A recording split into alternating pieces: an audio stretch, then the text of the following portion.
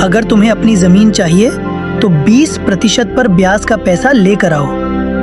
अब जाओ और ज्यादा मेहनत करो। अभी तो हम जा रहे हैं सेठ लक्ष्मीचंद जी पर। याद रखना, मैं अपनी जमीन तुमसे वापस लेकर ही रहूंगी। तुम्हारी बेईमानी के बारे में मैं सारे गांव वालों को बताऊंगी।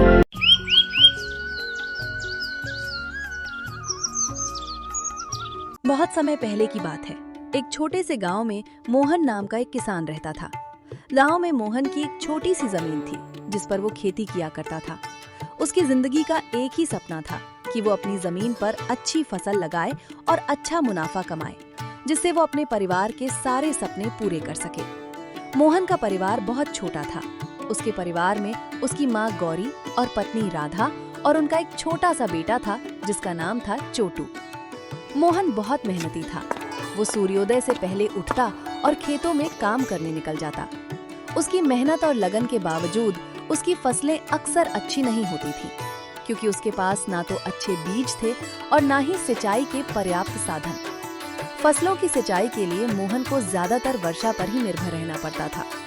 फिर भी मोहन अपनी स्थिति से संतुष्ट था और हमेशा भगवान का धन्यवाद करता था। उसी गांव में एक अमीर सेठ भी रहता था जिसका नाम सेठ लक्ष्मीचंद था। सेठ लक्ष्मीचंद बहुत लालची और निर्दय था। उसने गांव के कई गरीब किसानों की जमीनें अपने नाम करवा ली थी और उन पर ब्याज का भारी बोझ डाल दिया था। एक बार गांव में सूखा पड़ गया।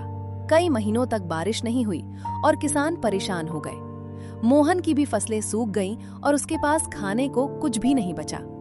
उसकी स्थिति दिन पर दिन खराब होती जा रही थी।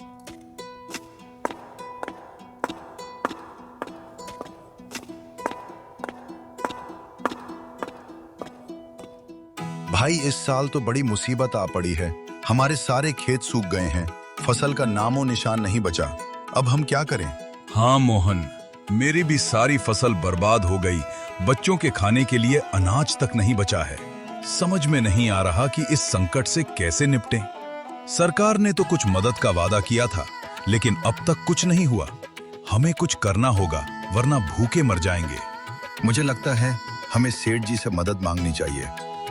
हम किसानों की इस स्थिति के बारे में तो सेठ जी को भी पता जरूर होगा।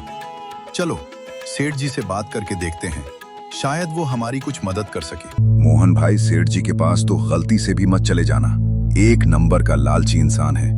अभी हरिराम ने कुछ दिन पहले ही सेठ जी से कुछ पैसा ब्याज पर उधार लिया था और उस सेठ ने हरिया का ब्याज इतना ज्यादा कर दिया कि वो चुका नहीं पाया, और ब्याज न चुका पाने के कारण उस लक्ष्मीचंद ने उसकी जमीन जब्त कर ली। अब जो भी हो, अभी तो बस एक सेठ जी ही सहारा है। उनसे अभी कुछ पैसे मांग लेते हैं, बात की बात बाद में देखेंगे। देखो मोहन, मेरा मकसद था तुम्हें सतर्क करना। अब तुम जो भी करो, आगे तुम्हारी इच्छा।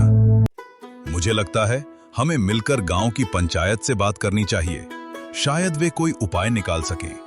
सही कह रहे हो गोपाल, एकजुट होकर ही हम इस समस्या का सामना कर सकते हैं। अगर हम सब मिलकर पंचायत के पास जाएं और अपनी स्थिति बताएं, तो शायद कोई हल निकल आए। ठीक है, तो फिर कल सुबह ही हम सब पंचायत के पास चलेंगे और हमें सरकार की योजनाओं के बारे में भी पता करना चाहिए। हो सकता है हमें कोई राहत मिल जाए। अगले दिन सभी किसान भाई मिलकर पंचायत पहुंचते हैं, मगर वहां पता चलता है कि अभी जमींदार साहब गांव में नहीं है। तो अभी 1 महीने तक गांव में कोई पंचायत नहीं हो सकती। ये सुनकर सभी किसान निराश मन से अपने अपने घर आ जाते हैं। राधा, अब क्या होगा? हमारी सारी फसल सूख गई है, खाने को कुछ भी नहीं बचा। हमें कहीं से मदद नहीं मिली तो हम भूखे मर जाएंगे। आप ज्यादा चिंता मत करो, भगवान ने हमें अब तक संभाला है, आगे भी वो हमारी मदद करेंगे। हमें धैर्य रखना होगा। राधा, मैंने सेठ लक्ष्मीचंद से कर्ज लेने का सोचा है। शायद वही हमारी मदद कर सके, लेकिन मुझे डर है कि उनकी शर्तें बहुत कठोर होंगी। हाँ, मैं जानती हूँ कि सेठ लक्ष्मीचंद बहुत लालची है, लेकिन अभी हमारी स्थिति ऐसी है कि हमें कुछ न कुछ करना ही पड़ेगा। तुम सेठ लक्ष्मीचंद से बात कर लो, शायद कोई रास्ता निकल आए। हाँ, ठीक है, मैं कल सुबह ही सेठ लक्ष्मीचंद के पास जाऊंगा। बस भगवान से यही प्रार्थना है कि वो हमें इस संकट से निकाल दे। आखिरकार भूख से मजबूर होकर मोहन ने सेठ लक्ष्मीचंद से मदद मांगने का निश्चय किया। आओ आओ मोहन, क्या हाल है? सुना है तुम्हारी फसलें इस साल बुरी तरह सूख गई हैं।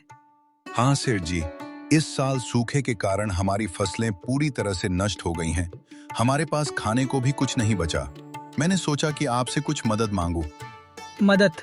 हाँ, क्यों नहीं, लेकिन मदद के बदले में मुझे भी कुछ चाहिए।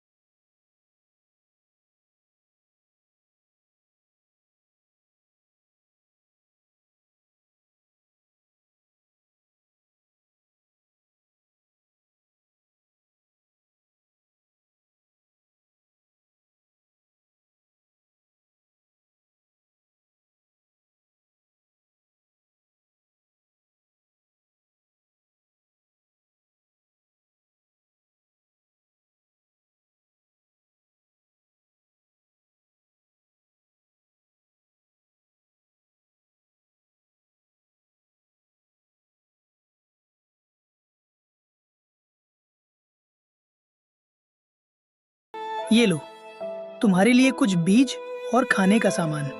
मोहन उन कागजों पर अंगूठा लगा देता है।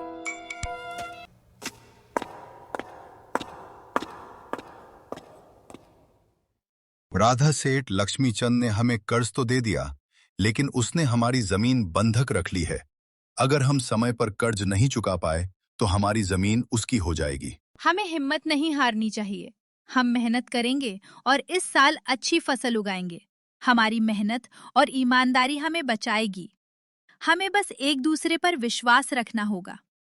तुम सही कह रही हो राधा। हम मिलकर मेहनत करेंगे और इस बार हमारी फसल जरूर अच्छी होगी। भगवान हमारे साथ हैं। राधा, ये लो, इसमें कुछ बीज है और कुछ खाने का सामान। तुम अभी इन बीजों को संभाल कर रख दो।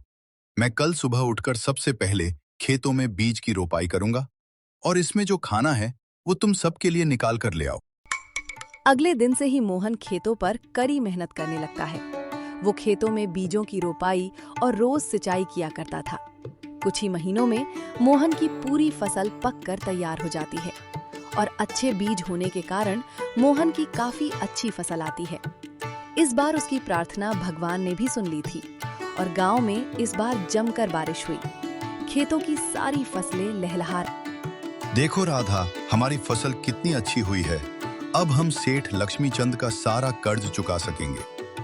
हाँ जी, फसल तो हमारी बहुत ही अच्छी हुई है। हम आज से ही कटाई का काम शुरू कर देंगे और जल्दी से सारी फसलों को बेचकर आए पैसों से सबसे पहले सेठ जी के पैसे वापस कर अपनी जमीन छुड़ा लेंगे। सभी किसान बहुत खुश थे। मोहन ने भी अपनी फसलों को बेचकर अच्छा मुनाफा कमाया और अब वो वक्त आ गया था जब मोहन को सेठ जी से लिया कर्ज चुकाना था और अपनी जमीन को सेठ जी के पास से छुड़वाना था। राधा, फसलों को बेचकर हमें काफी अच्छा मुनाफा हुआ है। मैंने कहा था ना, हमारी मेहनत और ईमानदारी हमें बचाएगी। अब चलो जल्दी से सेठ का कर्ज चुकाकर अपनी जमीन वापस ले आए। दोनों सेठ लक्ष्मीचंद के घर जाते हैं। सेठ जी, ये लीजिए आपके पैसे। जो मैंने आपसे कर्ज लिया था उसका पूरा ब्याज मिलकर ये पैसे हैं। अब आप हमें हमारी जमीन वापस कर दीजिए। ये तो बहुत ही कम पैसे हैं। तुम्हारा कर्ज अब पहले से भी ज्यादा हो गया है क्योंकि तुमने समय पर ब्याज नहीं चुकाया। अब तुम्हें और मेहनत करनी होगी। पर सेठ जी, आपने तो कोई निश्चित तारीख नहीं बताई थी। आपने तो कहा था कि जब पैसे आ जाए तो तुम ये जमीन छुड़वा सकते हो, और अब आप कह रहे हैं कि हमने समय पर ब्याज नहीं चुकाया। सेठ जी, मैं तो समय पर ही ब्याज देने आया हूँ। जैसे ही मेरी फसल पककर तैयार हुई, मैं फसलों की कटाई शुरू कर दी और फसलों को बेचकर जो पैसे मिले उसे सीधा आपके पास ही लेकर आया हूँ। देखो मोहन, इस कागज पर साफ साफ लिखा है, अगर तुमने 15 दिनों के अंदर ब्याज के लिए हुए पैसे वापस नहीं किया तो ये जमीन मेरी हो जाएगी, और अगर उसके बाद भी तुम्हें अपनी जमीन वापस चाहिए तो तुम्हें 20% पर और ब्याज देना होगा। यही सच है। अगर तुम्हें अपनी जमीन चाहिए तो 20% पर ब्याज का पैसा लेकर आओ। अब जाओ और ज्यादा मेहनत करो। अभी तो हम जा रहे हैं सेठ लक्ष्मीचंद जी पर। याद रखना, मैं अपनी जमीन तुमसे वापस लेकर ही रहूंगी। तुम्हारी बेईमानी के बारे में मैं सारे गांव वालों को बताऊंगी कि किस तरह तुम गरीब और भोले भाले किसानों का फायदा उठाते हो। राधा और मोहन निराश मन से सेठ जी के घर से आ गए और सेठ जी द्वारा किए गए धोखे को गांव के सभी किसानों को बताया। ये बात सुनकर गांव के किसान बहुत क्रोधित हो गए। ये सेठ लक्ष्मीचंद अपने आप को समझता क्या है? अगर ऐसा ही चलता रहा तो देख लेना, एक दिन ये सेठ हम सभी किसानों को ले डूबेगा। हमें सेठ के खिलाफ कुछ ना कुछ तो करना ही होगा। हाँ, लेकिन सबसे पहले ये सोचो कि मोहन की जमीन उस सेठ लक्ष्मीचंद से कैसे छुड़वाएं। वो सेठ तो ये जिद करके बैठा है कि मोहन 20% ब्याज और ज्यादा देगा तभी उसकी जमीन वापस करेगा। हमें पंचायत में जाकर इसकी शिकायत करनी चाहिए। लेकिन मुझे लगता है एक बार हमें सेठ लक्ष्मीचंद से भी बात कर लेनी चाहिए। अगर सेठ लक्ष्मीचंद प्यार से मन जाता है तो ठीक, वरना फिर हम पंचायत में ही इसकी शिकायत करेंगे। सभी किसान मिलकर सेठ लक्ष्मीचंद के पास पहुंच जाते हैं। सेठ लक्ष्मीचंद जी, आपने मोहन की जमीन को क्यों हड़प रखा है? आप उसकी जमीन वापस कर दीजिए। आपको मोहन ने जब सारे पैसे दे दिए हैं तो आप उसकी जमीन वापस क्यों नहीं कर रहे हैं? तुमसे किसने कहा कि मोहन ने सारे पैसे वापस दे दिए हैं? मोहन ने बस कुछ पैसे वापस दिए हैं, बाकी ब्याज के पैसे देने अभी बाकी हैं। जब तक वो पैसे मेरे हाथ में नहीं आते, मोहन की जमीन वापस नहीं मिलेगी। अगर आपने जमीन वापस नहीं की तो हम पंचायत में जाएंगे। पंचायत का नाम सुनकर सेठ लक्ष्मीचंद थोड़ा घबरा जाता है। अगर ये बात पंचायत तक पहुंच गई तो पूरे गांव में मेरी बहुत बदनामी होगी। नहीं नहीं, मैं ऐसे होने नहीं दे सकता। लगता है इस मोहन की जमीन वापस करनी ही पड़ेगी।